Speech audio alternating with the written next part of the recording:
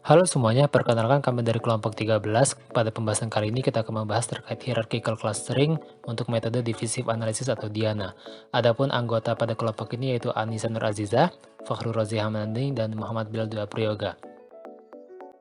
Adapun pokok bahasan pada video kali ini yang pertama terkait dengan pengenalan apa itu divisive analysis, yang kedua contoh soal terkait DIANA, yang ketiga penerapan di software R. Yang pertama pengenalan. Nah, sebelum kita mengenal apa itu DIANA, kita harus tahu dulu apa itu hierarchical clustering. Jadi, hierarchical clustering ini merupakan suatu metode pengelompokan atau pengklasteran suatu objek ke dalam suatu pohon cluster. Terdapat beberapa cara pengklasteran, dua di antaranya yaitu agglomerative nesting atau biasa disebut dengan AGNES dan divisive analysis atau biasa disebut dengan DIANA. Lantas apa bedanya antara AGNES dan DIANA? Jadi AGNES ini menempatkan objek menjadi satu klaster kemudian digabungkan menjadi klaster yang lebih besar sesuai dengan jumlah klaster yang diinginkan. Sedangkan DIANA itu seluruh objek menjadi satu klaster terlebih dahulu kemudian terpecah menjadi klaster yang lebih kecil hingga setiap klaster memiliki dua atau suatu buah objek atau hingga mencapai jumlah klaster yang diinginkan. Jadi kebalikan dari AGNES. Langkah-langkah pembentukan klaster pada metode DIANA adalah sebagai berikut. Yang pertama, kita akan bentuk matriks jarak dengan jarak Euclidean. Lalu yang kedua, hitung nilai rata-rata dari setiap jarak antara suatu objek atau observasi dengan objek atau observasi lainnya. Lalu yang ketiga, setelah diketahui rata-ratanya, pilih rata-rata yang terbesar untuk dijadikan splinter group. Lalu yang keempat, hitung selisih nilai antara elemen matriks splinter group dengan nilai rata-rata setiap objek yang tersisa. Lalu yang kelima, tentukan objek yang memiliki nilai selisih terbesar antara elemen matriks splinter group dengan nilai rata-rata. Jika positif, maka objek yang memiliki nilai selisih terbesar bergabung dengan splinter group tersebut. Ulangi langkah 1-5 hingga semua nilai selisih antara elemen matriks splinter group dengan nilai rata-rata bernilai negatif, artinya tidak ada lagi yang positif. Lalu ketika semua nilainya negatif, kembali ke langkah pertama untuk memecah klaster-klaster tersebut menjadi klaster yang lebih kecil lagi hingga jumlah klaster yang sudah ditentukan sudah tercapai atau sampai hanya tersisa satu objek saja. Untuk lebih jelasnya kita akan langsung ke contoh soal. Contoh soal. Diberikan data dari 7 observasi sebagai berikut. Proseslah menggunakan divisive analysis dengan menggunakan single linkage.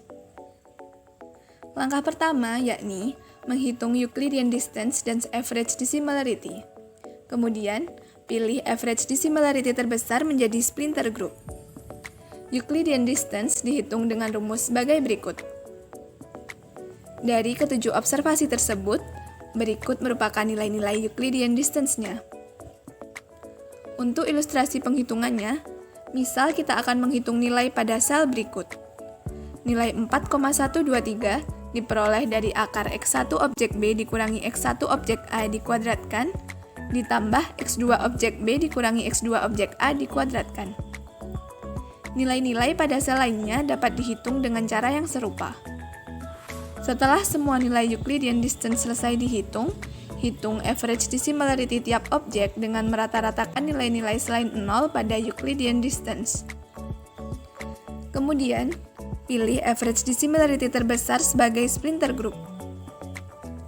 Pada kasus ini, B merupakan splinter group, sehingga terbentuk kelompok B dan kelompok A, C, D, E, F, G.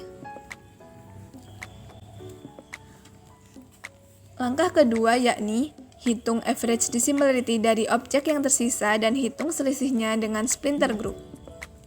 Pada kasus ini, objek yang tersisa adalah A, C, D, E, F, G.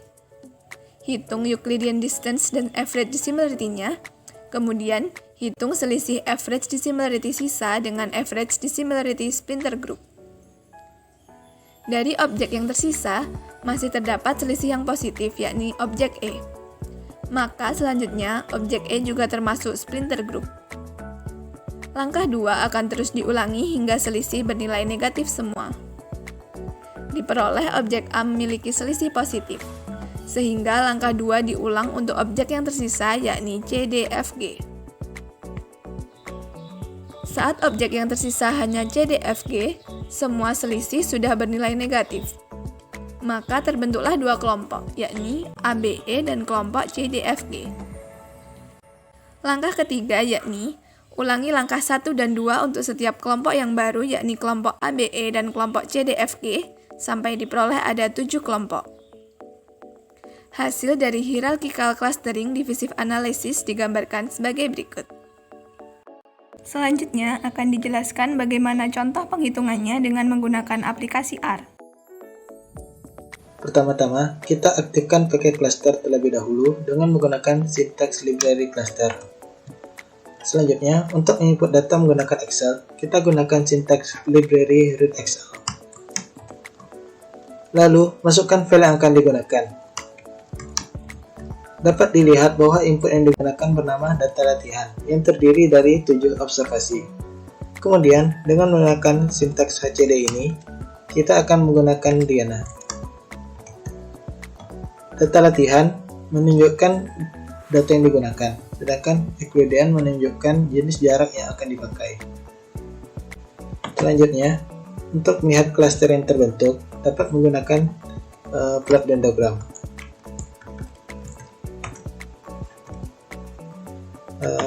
Di sini, syntax file tree menunjukkan diagram pohon yang akan terbentuk.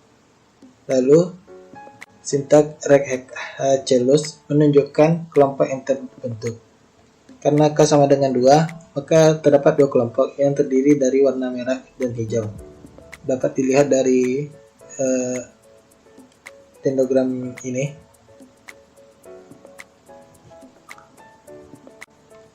Selanjutnya, syntax HCD cluster.